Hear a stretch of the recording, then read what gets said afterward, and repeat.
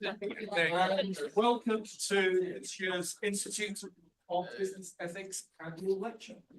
For those of you who have not had a chance to meet yet, I'm David Grayson, and for just a few more days, I have the privilege of chairing the IBE. This annual lecture series has been running for over 30 years. We've had some very distinguished speakers over the years, people like Paul Coleman, Mark Whitty-Stewart, and many other distinguished business figures. Also people from different walks of life with interesting things to say about ethical business, including Lord Evans of Weardale, who at the time was chairing the Committee on Standards in Public Life, talking back in 2020 about some of the challenges even then to standards in public life. We're delighted this evening to be hosted by Anna Donovan and her colleagues here in the Centre for Ethics and Law in UCL. We're delighted about the emerging partnership that I hope will go from strength to strength. Now, I can think of few people who I'm more excited to introduce as our annual lecturer than Alison Taylor. If you haven't yet read her award-winning book last year, Higher Ground, it's definitely got to be top of your summer holiday reading list.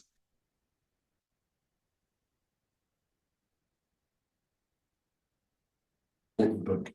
Many of the themes of that book resonate so clearly with the views and the perspectives of the Institute. Her emphasis on the limits of compliance, her argument that ethics cannot be reduced to rule. We need culture and context and leadership. Alison stresses the importance of speak-up cultures and her research into organisational silence and fear and the need to speak up. I love the phrase, treating purpose as a rhetorical quick fix embodies legacy thinking. The paradox is that if you treat purpose as performance, it will never drive performance. Instead of focusing on your reputation and chasing tangential causes, make your best effort to do no harm, to clean up your messes, and to treat human beings with dignity and respect. Ladies and gentlemen, please join me in welcoming in Alison Taylor to give this year's 2025 Institute of Business Ethics annual lecture. Alison.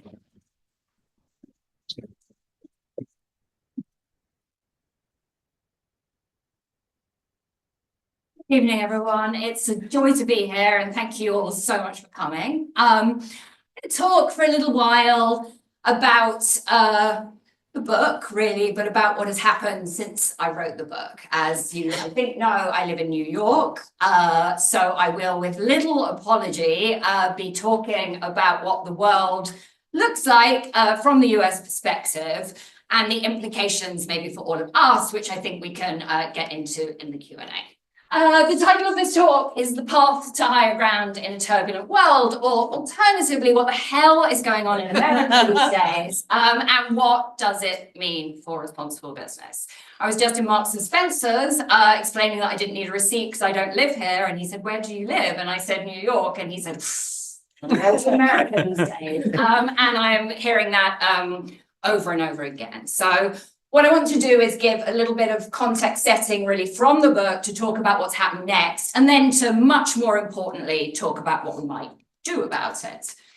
So right off the bat, and I would say this about the topic in general, I don't know how many people are old enough to remember this movie, The Princess Bride, but whether we're talking about ethics or ESG or sustainability or what has become really a dreaded term in the American context, DEI, or purpose, I think the one thing we can say right up front, and it was really a problem naming the book even, is that confounding weird jargon that nobody quite understands or can define is a feature and not a bug of this entire responsible business landscape.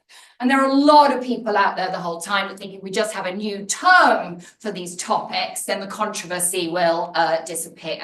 That is not the case, because I think what is really going on beneath the debates about terminology and the debates about frameworks and the debates about reporting is that we're having an extremely high stakes debate about what we think the role of business in society should be, which is a normative debate. And that it's also fascinating that everybody, no matter what side of the spectrum you're on, will not frame it as a normative debate, but will say, my position is just smart capitalism and you are the ideological hack. So we have this, I think, very contentious conversation surrounded by confounding jargon. Another thing I would say right up front is that it has never been such a difficult time, I think, to run a business. I talk to a lot of CEOs and I talk to a lot of business leaders, and the picture I really see is the picture on this slide. I think leaders feel besieged. I think leaders tell me, particularly in the US, it feels like everybody is yelling at us, and that's because everybody is yelling at them. And I think we are still, to a great extent, clinging to some old ideas and some old tropes. One prominent one would be that we can balance all the interests of our stakeholders and somehow avoid controversy and somehow get everybody to like us. And I think, as we can see from this headline from Bloomberg on the slide, the subhead says, tomorrow's leaders face a world where any move will be reviled by somebody. I think that is the world we are in. And I think business leaders, political leaders, and society in general, we're really struggling to adapt to this fact. So for that reason, and many, many more that I will not emphasize, because I think we all read the news and are all well aware of what's going on out there, it has never been such a difficult time to run a business. And a neat way to put this or to think about this is that in many ways, stakeholder expectations of business, what we want and expect from business, the problems we expect business to take on and solve, whether those are climate change, our human rights, immigration, nature, we expect business, we think things are more in the scope of business than we used to, when the focus used to just be, focus on shareholder value and don't break the law. So we've got higher and higher and higher expectations of business, but also lower.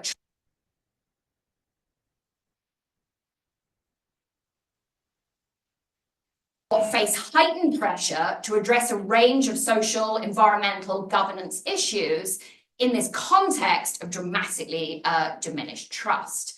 And this very often ends up with the worst of all worlds. I don't know if the Bud Light story, Bud Light hired a transgender influencer to run a marketing campaign. There was then an enormous social media backlash.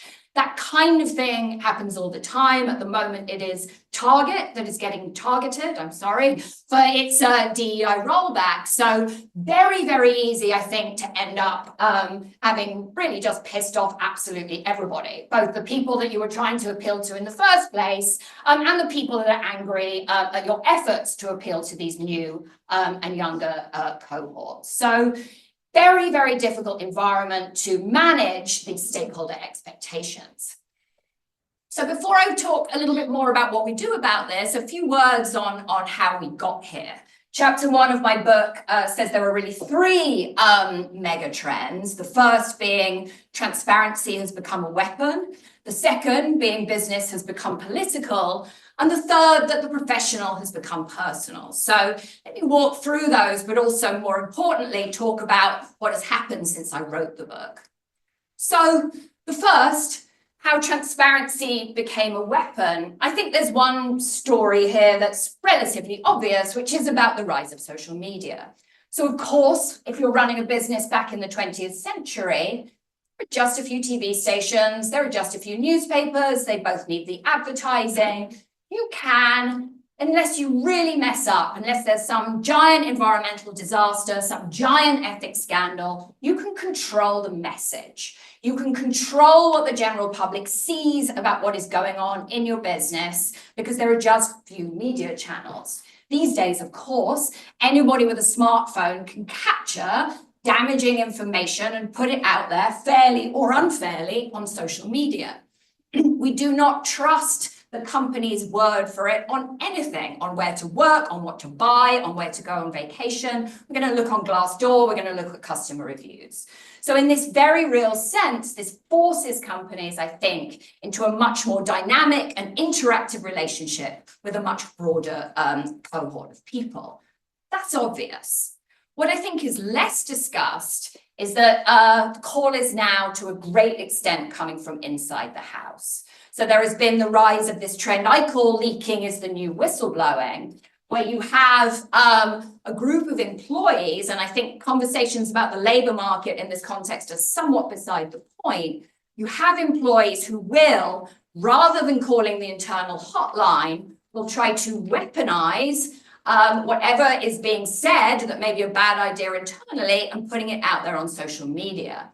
You can see on this slide, brutal email Mark Zuckerberg sent to Facebook staff, which is after a load of leaks about his internal comments. We tend to think about Meta as a very, very powerful company. So it's fascinating to me that the leader of Facebook is really reduced to begging his employees to stop leaking this damaging information. We can think about Elon Musk's acquisition of Twitter. We got a blow-by-blow account of everything going on. And I spoke to the New York Times a few weeks ago about this airline, a budget airline called Avelo Airlines, which has started doing deportation flights for ICE.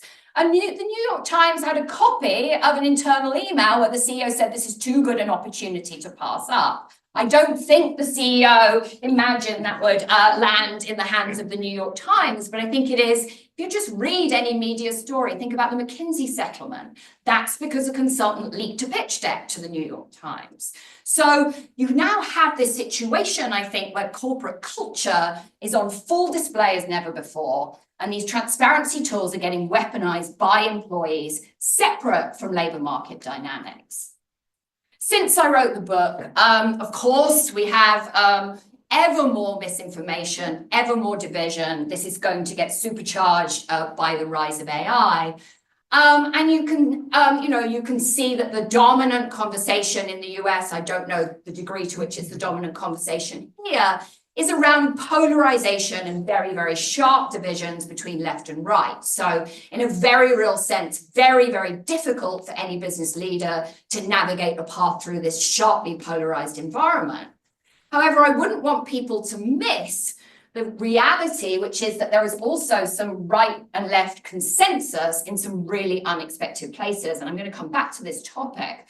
But on consumer rights, ultra-processed foods, air pollution, GMOs, agriculture, farmers' rights, there's actually quite an interesting right-left consensus emerging on some of these topics. Now, cohorts talk about these topics in very, very different ways. They frame them ethically in very, very different ways. But we have this context, I think, of sharpened polarization, the weaponization of information, and it's easy in that context to miss the areas where there might be unexpected consensus. And I think that's starting now to catch American businesses out. But so the first trend, transparency, has become a weapon, and it is increasingly being weaponized. And this, I think, this trend is not really going anywhere.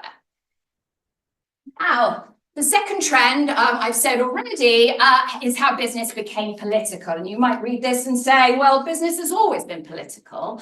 And of course it has. Business and politics have been intertwined since business and politics existed.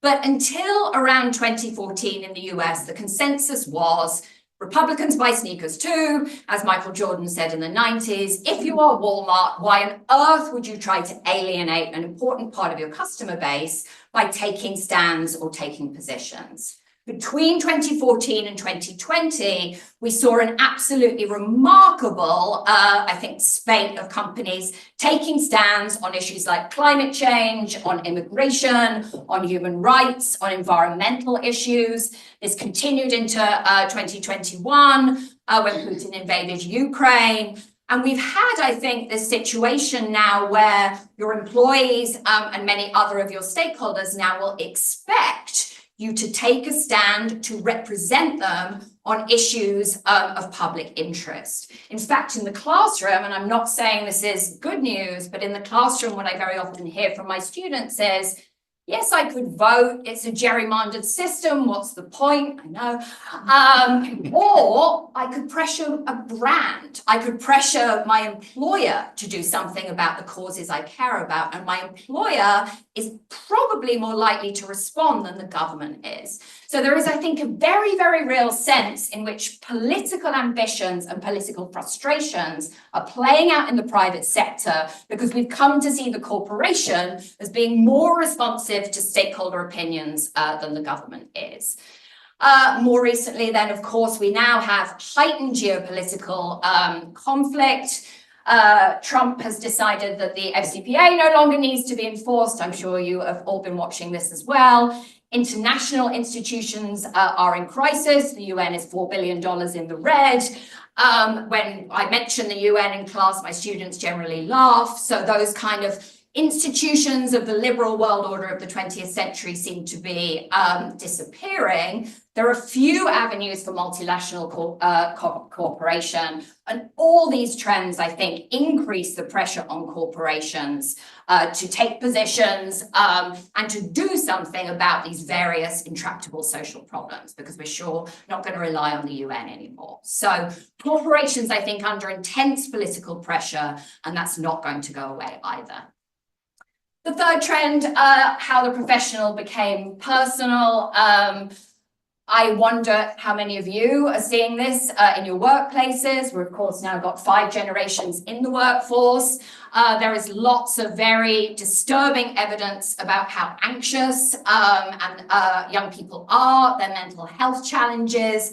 At the same time, I think what I hear in the classroom again every day is I want meaning, I want impact, I want my boss to care about my well-being, I want to be mentored, I want to be nurtured, I want flexibility. So unlike when I was young, now what I hear is it's not my job to adapt to the workplace, it is my boss's job to adapt to me. To adapt to what I need, my individual needs, my values, and really I'm looking for my boss, I'm looking for the company to represent me and represent my values. I probably don't need to say, or maybe I do need to say, that this is not really sustainable because no corporation can represent all its employees' values, let alone its stakeholders. I'm quite often asked when I present this particular argument, well, will they get over it when they have to get a mortgage? And I'm not too sure that they will, and I'm not even sure how many of them will be able to get a mortgage at all. So I'm not clear that this is just a sort of young people thing. I'm also not clear that as the labour market tightens, and it certainly is, there was a piece in The Economist a couple of days ago saying why today's young graduates are screwed. So I'm not clear that any of this is going to stop. I'm not sure that you're going to see the kind of protests and walkouts you saw in 2018, 2019, but the strategic leaking will continue. Here is a global survey really showing that employers are preparing for a new age of engagement. And so employee activism certainly isn't going away. And that weaponization of transparency I spoke about earlier is something that I think is happening separate from labour market dynamics. All right, so transparency has become a weapon, business has become political, the professional has become personal. What on earth are we going to do about it? What is the path out of this confusion? And how might we start to think about reframing our responsible business efforts? Again, I'm going to present this idea and not knowing exactly how much of this is true in the UK. But what you have, I think, in terms of the responsible business debate, and it's really epitomized by the kind of anti-ESG, anti-DEI movement, is that we've got a very binary, polarized situation around responsible business. I'm going to go ahead and guess I don't need to lay out the right-wing position on this. You can see a headline from a few years ago from Mike Pence, Republicans can stop ESG political bias. This tends to be framed in terms of a sort of attempted socialist takeover of the government, which doesn't make a huge amount of sense, but I'm not going to belabor it. You can see also this book, Go Woke, Go Broke. I think we're familiar with those arguments. To anybody advising companies to go back to Milton Friedman and go back to the 20th century and go back to just creating shareholder value, I say good luck attracting anybody under 30, because I don't think that's going to work for you. What I think is less discussed, however, is that on the left, and among the kind of sustainability community of whom I am a paid up member, I would argue, I'm just going to go ahead and argue, that sustainability has become a sort of ideological purity contest that is utterly unachievable.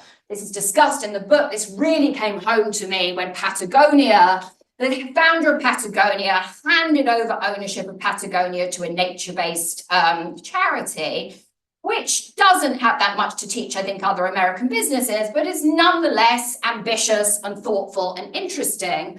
And on my social media feed and then on my media feed, it took a few hours before people started arguing that that was just about tax avoidance and he wasn't even giving employees a stake and the business model was still based on plastic. And that's when I realized that there is nothing you can do that will satisfy a group of people who believe you need to be perfect and solve every problem at once. You can see a quote from an EY report: sustainability is not an activity, it's a noun, not a verb. It's a specific point at which business conditions are maintained. It's that or it's nothing. And I see that thinking everywhere, and I'm really seeing the sustainability ESG community struggle to move on from old assumptions and reframe the debate to account for this new era. There are some exceptions. So escaping from both this minimalist and maximalist vision of corporate responsibility will require much more, I think, restraint and much more focus. The work I'm doing with companies at the moment is mainly around CEO voice and speaking up. And we're really working on frameworks that consider issues in terms of the influence they have, but also the influence that you have on the issue and the degree to which you have legitimacy to speak on that issue. And I think what we saw a decade ago, because of the Sustainable Development Goals, because of the Paris Climate Agreement, was this sort of collective effort to say, we'll take on and solve all these sustainability problems, often in a way that was not convincing. In fact, the thinking was that you were supposed to set overambitious goals that you couldn't meet at all, and that would then bring the world along with you and catalyze collective action in a way nobody ever quite explained. And so that was 10 years ago. And so one thing to say about Trump right this moment is that it's 2025. All those are overambitious, unrealistic goals are coming due. And so the effort that Trump is making to get everybody to shut up about ESG and DEI, let's not kid ourselves. This is very, very, very convenient for many, many businesses at the moment. So I don't think the answer is to shut up entirely, but nor do I think the answer is to take on every problem out there. And I do think we need to acknowledge that there was that effort to take on every problem out there. So on this slide, and I'm sure you can't see the font, so I apologize, but this slide, this is a representation from Unilever several years ago of Unilever's sustainability priorities. As you can see, there are a few dozen issues here. I'll read you some of them. One of the top priority issues is women. That's literally half the world's population. So they think that women are a priority, but we have deforestation, climate change, inclusive business, sustainable consumption, packaging, poverty and inequality, the global economy, cities and demographics, emerging markets, commodity prices. You get the idea. Every single problem that touches Unilever is on this map. And my goal is not to sneer at Unilever. I think this is a very thoughtful response probably to the sustainability challenges that affected Unilever. But we can certainly see that this translates into a mayonnaise and soap company is promising to save the world. Unilever has, and this had nothing to do with me, though I am now working with them these days, Unilever has, I think, been one of the first actors to move away from this unrealistic overpromising. Unilever has since acknowledged the challenges that it's having, particularly in plastics, has set 4 topics: nature, livelihoods, plastics, and climate. You can see the kind of headlines that have resulted. ESG poster child, Unilever waters down green pledges. My question to you is, why is this always got to be a topic of poster children and pledges and big goals? And why do we never get to the difficult work of actually doing something? Now I think though, it's now June 2025, Unilever looks a lot smarter because everybody else is dialing back and admitting failure, and Unilever does not look like they were reacting to Trump. So, but the negative press they got from being focused and restrained and realistic, I think speaks to the challenges. So we need to get beyond this idea of looking for poster children. We need to understand why we can't think of any poster children apart from Patagonia and possibly Unilever. And we also desperately need to get beyond this idea that everything is material and get to a far more focused effort of 1 to 3 topics that you can actually influence and be credible on, I would argue. Another thing that I think we need to challenge that is conventional wisdom about ethics and sustainability is that if you just write a nice report with smiling children and happy women in hard hats and a list of all the wonderful things you're doing, then that will give you a better reputation. This is unfortunately not even vaguely true. And there is enormous amounts of evidence that, in fact, if you are a leader on any particular topic, you will face more reputational pressure and not less. My book opens and closes with the example of Starbucks. Again, I don't know how much of this shows up here, but Starbucks has been under sustained pressure over labor rights for several years. This is fascinating and ironic because objectively, Unilever has some of the best employee treatment, if not the best, in the restaurant sector. Best pay, best benefits, best conditions, best DEI.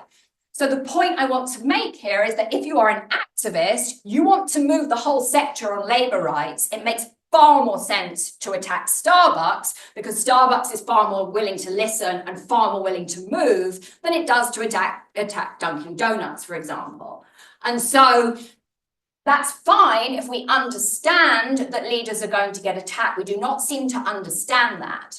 And so we are, I think, cherry picking people to attack. At the moment, there's all this pressure on Target because Target is perceived to have flip-flopped. Target is not the only American company that has dialed back and flip-flopped. And I think Target is under enormous pressure on social media. It has enormous security risks. They're a retail store. There are a lot of guns in America. And yet we're disproportionately blaming Target. So an organization called Sigwatch in the UK actually tracks activist campaigns and has shown that, yes, activists do attack the ExxonMobils of the world. They will also attack the leaders because that is the way you drive systemic change.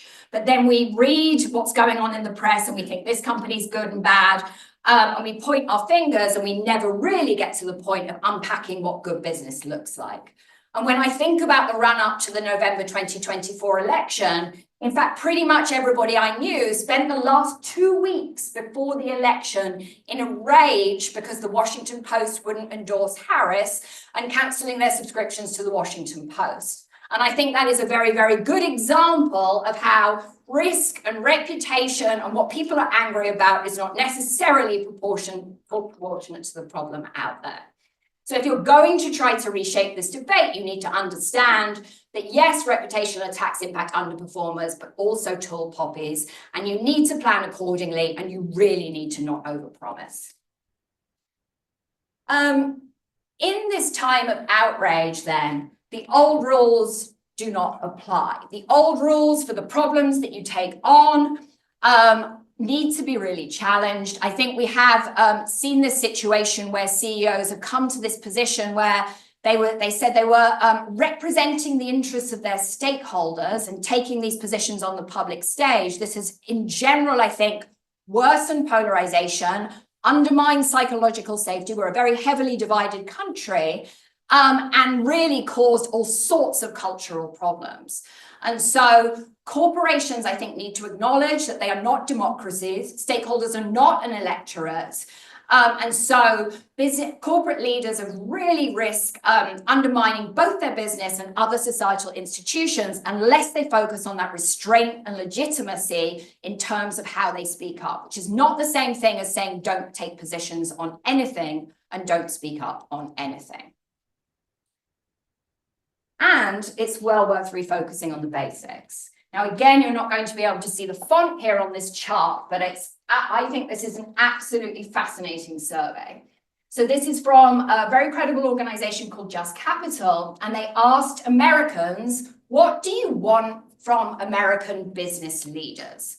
As you can see, even if you can't see the font, the green stuff, pollution, sustainability, climate change, is right at the bottom of this slide. Lots of ways to read this chart. One obvious way would be, well, Americans don't care about climate change and Americans don't believe in climate change. I would not read this that way at all. Let's look at the top 3 results on this survey. The one is business should pay a fair living wage. The second is business should act ethically at the leadership level. The third is business should support worker well-being. So the way I would see this is not necessarily that Americans don't care about green stuff, but we didn't get the basics right. We went out there with our net zero goals, promising to solve the world's problems, and we weren't even paying a basic living wage. So no wonder people are angry, no wonder people are bitter, no wonder people do not trust business and do not trust the government. And so there's something in here, I think, that explains where we are. And I think explains why the public is so angry. There has just been a failure to treat workers and to treat human beings with basic dignity and respect. And to a great degree, that explains what is going on.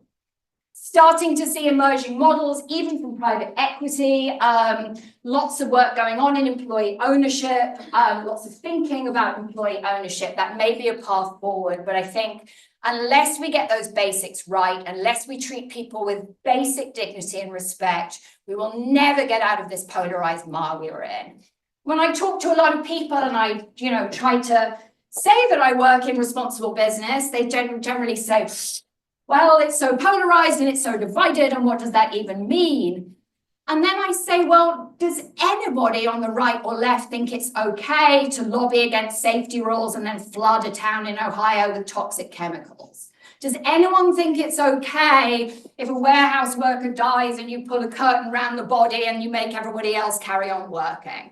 Does anybody think it's okay, which this happened with a car company having its customers arrested for supposedly stealing cars they hadn't stolen, in fact stolen, and one woman in Florida spent 30 days in jail? I don't think these are partisan issues. These are human rights issues, and they're about basic dignity and respect, and I think that's what we need to return to.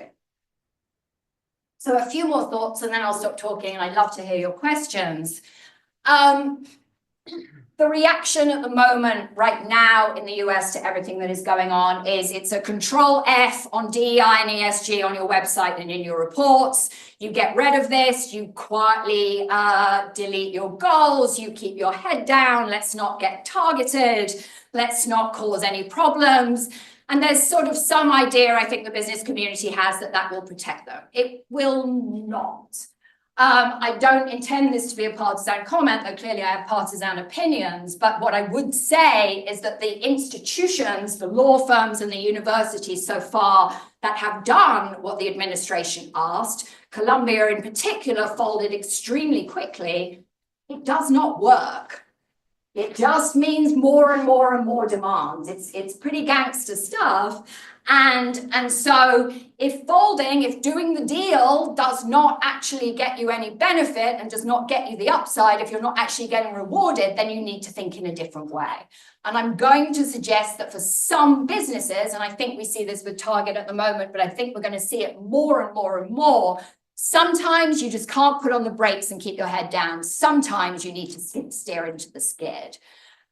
I don't know if that's going to happen. I think it seems unrealistic to expect American businesses to stand up for, the rule of law and anti-corruption and that kind of thing. But they certainly are making a lot of noise about immigration policy right now behind the scenes. And I do think if government decisions really start to impact your people, really start to impact your employees, we might see things start to move. I lived in the US as well during the first Trump administration, and I would say that the business community was very, very cautious during 2017. It wasn't really until Charlottesville that you started seeing a shift in business perception and a shift in business speaking up. So I would remind everybody we're still very early on. I'm not sure, of course, how anything's going to play out, but I do think we will start to see, I hope, we will start to see a little bit more constructive engagement and constructive noise as we move through this presidency. Finally, I would say that in this era of over-promising and projecting perfection, there is room and there is scope for authenticity, that horribly overused word, but being honest about your failures, about your challenges, I think has been perceived from a corporate affairs and communications perspective to be horribly, horribly risky. I don't think that's true. Again, I would invite anybody, come and spend time with my undergraduate students who are not impressed by anything. I will put in front of them a sort of great initiative or some great thing I think a company's doing, and they'll be like, no, they could have done this, they could have done that. That's not very convincing. And so I think in this world where everybody is making the same flattened claims about how green and good they are, nobody can tell right from wrong. We all find ourselves in the supermarket wondering what kind of coffee and vegetables we're allowed to buy. Nobody can unpack, I know something about this topic. I can't tell you who's doing a good or bad job. So I think in terms of messaging, we need to get to the point where we are saying, yeah, we're not sure we can get to net zero absent, political will and absent policy changes. That is a better message than setting some goal in a vacuum you have no intention of meeting. One example I would give you, that's an old example, but Uber. I don't think on the face of it, you would say, well, Uber should voluntarily disclose sexual assault and sexual harassment statistics from its taxis, but that is what Uber did. And it did it proactively in a way that transformed the whole sector and put pressure on other ride-sharing companies. So I think there is a Rio Tinto, after the Australian cave mess, did the same thing, released its culture survey and opened itself up to critiques as a way to reset. So I think there is a way that by acknowledging challenges and acknowledging imperfection, you can reset the conversation, and you will certainly stand out where everybody else feels that you have to talk about all the wonderful things that you're doing. A lot of the root problem, I think, of where we are in America today is around corporate political responsibility. So very, very often what you have had is this corporate yodeling I've already described, these net zero claims, these sustainability claims. Very, very often the sustainability team has colleagues down the hall in government relations who are better paid and wear better suits and are undermining everything that the sustainability team is doing. And companies have in general had this, the right hand doesn't know what the left hand is doing, we'll make claims over here, we'll sort things out, over here we're lobbying against climate change regulation or the IRA or whatever it might be. That gap is becoming narrower, that gap is coming harder to pull off. So to come back to Unilever for a moment, one thing Unilever has done as part of its reset is to be much more clear and much more transparent about its advocacy and lobbying efforts. And that is the way to go, because I think young employees are concentrating on this stuff and they're looking behind the hood and they're closing that say-do gap. And so this certainly is the future. It's very, very tough to implement and it's very, very tough to explain. So I hope that we are going to be moving from an era of over-promising and making big commitments to an era of acknowledging systemic challenges, picking your battles, thinking about what you have legitimacy to speak up on, and just being a little bit more restrained about what you take on. I think we need to move from treating responsible business as either marketing or reporting or compliance, and to treat this as a strategic issue. So you need a strategic focus on the issues that matter. I've never met a business of any size that can prioritize even a dozen of these things. Yet it is normal to have a laundry list of about 40 commitments. I think we need to move from alienating jargon and toxic three-letter acronyms to clear language people can understand. I don't think it's a problem if DEI goes away. Let's talk about fairness. Let's talk about dignity. Let's talk about respect. We need to move away from generic commitments to stakeholders and communities. I really do object to both those words, to a focus on how your business impacts human beings. You need to move away from defensive messaging in a vacuum. I've been doing lots of work with corporate affairs teams, and I think that profession is in turmoil because you now need to feel confident that what you are saying is true. And so you can't treat messaging as separate from everything else. You need to make integrated decisions across functions.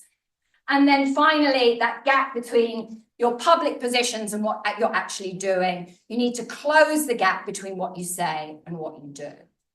So I guess I haven't been too optimistic. I understand it's rough out there, but I do think there is a path forward. I do think there is a way to reframe the responsible business conversation that is not doing nothing and diving into your hole and hoping no one comes after you.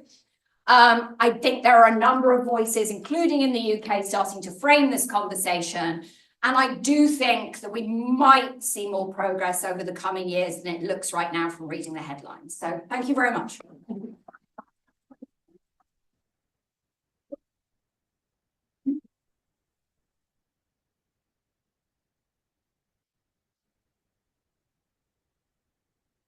Thank you so much, Alison. That was wonderful, and thank you.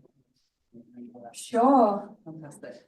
And we're now going to open for questions. So, yes. Hello. Yeah, sorry, I've really enjoyed your talk there. Sorry to interrupt. Sorry. Could you say your name? Sorry, James Barber, the Director of Policy Leadership at the Institute of Chartered Accountants of Scotland. Awesome. Hi. No, I really enjoyed your talk there. Do you think it has global applicability? I mean, a lot of what you focused there was the US and to a certain extent Europe. But if we look at China, maybe India and so forth, do you think the same things apply, or do you think there is now a divide across the globe? I think for sure the expectations of young people, that's a global phenomenon. That's a social media phenomenon. I think for sure everybody having to deal with a lack of political consensus.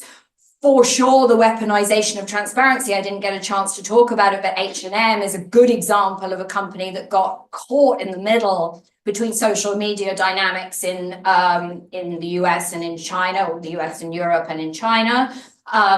Very, very interesting. I mean, it caused an enormous financial impact on that business. And it wasn't really that Western consumers or anyone defended H&M. They just kind of got their business killed in China over the Uyghur issue. So I don't think you see the extreme polarization everywhere, but I do think that many of these trends have applicability. And then, you know, the reality is, of course, that whatever's going on in the US is significant and influential as well. My book has a similar US-centric lens for that reason.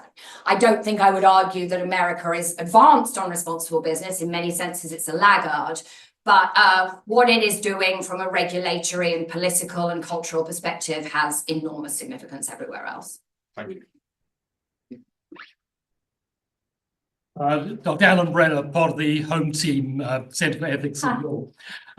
Thanks very much. I can't speak for what's happening in the US or other countries, but there was an excellent survey done of people 29, 16, by the John Smith Institute, which they did their work earlier this year, published in April this year, John Smith Institute based in Glasgow. And their survey, which is quite a voluminous survey, comes out and says, what are young people under 29s interested in?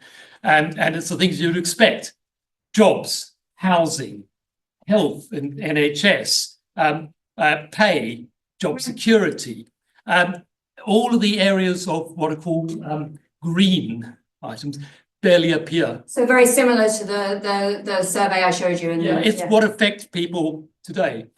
In terms of my own experience, in terms of canvassing, in this case, actually the Labour Party, it's the same. That's the same issues. It doesn't matter who you're talking to. It's the same issues coming through time after time after time. All the things to do with, let's call it, what's going on in global climate change, what's going on in the rest of the world, doesn't appear. I don't know whether that's representative of the US or other countries. I mean, you know, there's that quote from the Threepenny Opera, right? Food is the first thing, morals follow on. And so I think if you don't provide the basics to people, if they don't, you know, and I think we all are concerned, you know, that our children will not be better off than we are, that we're not providing opportunity for them, then you know, again, I don't think it's that people don't care about climate change and environmental issues, but they have more urgent, not necessarily more important, but more urgent things to worry about. You'll hear the same thing in developing countries, of course. Thank you. Alison, thank you for a brilliantly interesting and succinct talk. I'm the trustee of the IBE, but I'm also a beleaguered corporate affairs person. And I'm really interested in perhaps a slightly cynical view, but your thoughts on the extent to which investors get this. And so this balance between sort of capitalism and profit versus sustainability, if it is versus, seems to me something that they are very interested in as long as times are good, but have less interest in if times are hard. Yeah, I mean, we can certainly see the retreat from financial services from these kind of net zero banking alliance and that kind of thing speaks to that. Lisa Sachs at Columbia has done very interesting work looking at, you know, there is a difference between something being a planetary risk and a market risk and a, you know, a financial risk. So I think part of the problem is we sort of think that if we just yell at the oil companies, just stop oil, and if we yell at bankers for being greedy, things are going to magically get solved. I think there needs to be much more acknowledgement that the incentives are not in place really to drive financial services in this way. That said, you know, there's lots of people from financial services in the room. I also think there's just a challenge with how you engage corporations and on what topics. And the way that, as I described, the ESG field has evolved is you need to tick the box on 40 things. We're going to score you. We're going to rate you. We're going to withdraw capital. We're going to give you some ranking. You know, that's not working. On a topic like whether a company respects human rights in its supply chain, genuinely difficult to understand what's going on from the outside. You can look at whether it's got policies. You can look at whether it's got people with jobs. You can look at whether there's been scandals. You've got to be really, really informed and really in the building to understand a topic that esoteric. I think that's hard work. Much easier to put these kind of not very good scoring systems in place. Those scoring systems are themselves anyway all about activity, not about impact, and certainly not about context. So I don't know. I mean, I think most investors would tell you they recognize material risks and opportunities. I think the challenge is the how. The challenge is getting beyond the sort of ESG noise and investors asking the right questions and again, knowing where to focus. Longer conversation.